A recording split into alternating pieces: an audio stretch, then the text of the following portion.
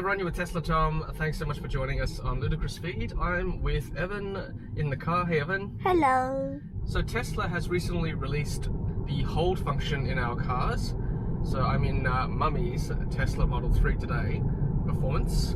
And we're going to try something called one pedal driving, which is what Tesla has done with this hold function that they've introduced.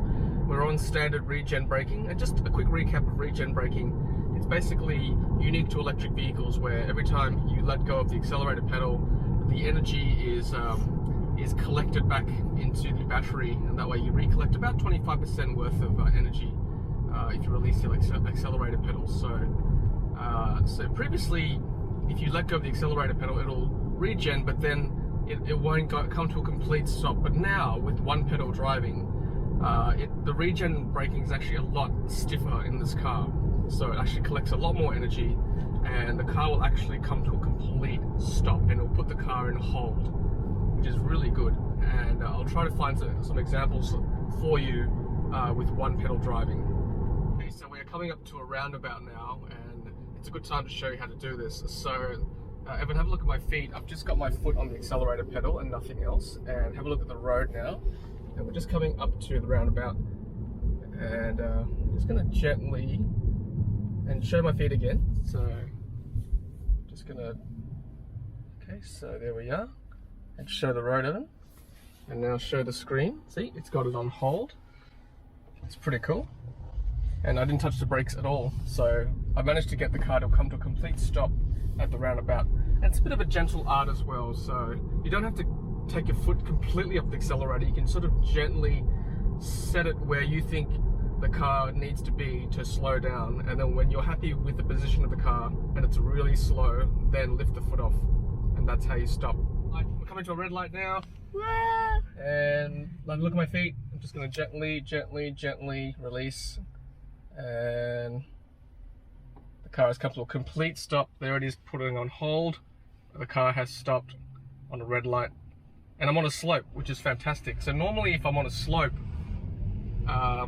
it would like roll back if I did that in the old setting. So now, even though I'm on a slope, and if I let go of the accelerator pedal, the car will come to a complete stop, as opposed to what it used to do is to roll back a little bit before I slammed on the brake, which used to freak Mummy out, didn't it, Evan? Yeah. So now it's a bit better. The car never rolls back, which is really good. Freak Ivy out as well. Yeah.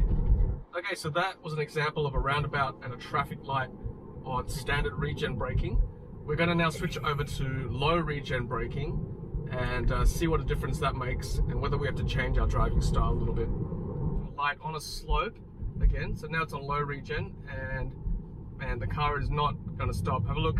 I have to apply the brakes. Like, that has made a big difference on low regen. And I can feel it's like more jerky. It really wasn't going to stop. So either I didn't time it right, or it doesn't drag the car to a complete stop yet. So I normally drive on standard regen, so yeah, I think that I'll continue doing that. Just on low regen, it's just not enough brake, quote unquote, braking force by the car to slow the car down enough for a traffic light. Okay, so we're coming up to a stop sign now, so very similar to a traffic light. So Evan has shown the folks there. We've got a stop sign, and then back to my feet again. So just one pedal and pan back a little bit all the way, and I'm going to just let go. Bit of an art to it, like I said. You don't have to let go completely, but when you're happy with the car position, then you let go. And there we go. The car has now stopped.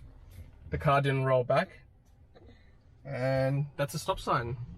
And away I go. Alright guys, so we are going to do a parallel parking test. One pedal driving on a slope, so it doesn't get harder than this, basically. So here we go, we found a car to park behind. Foot just on the accelerator and nothing else. Coming to a stop. Okay, and then putting the car in reverse. And then just gently rolling back.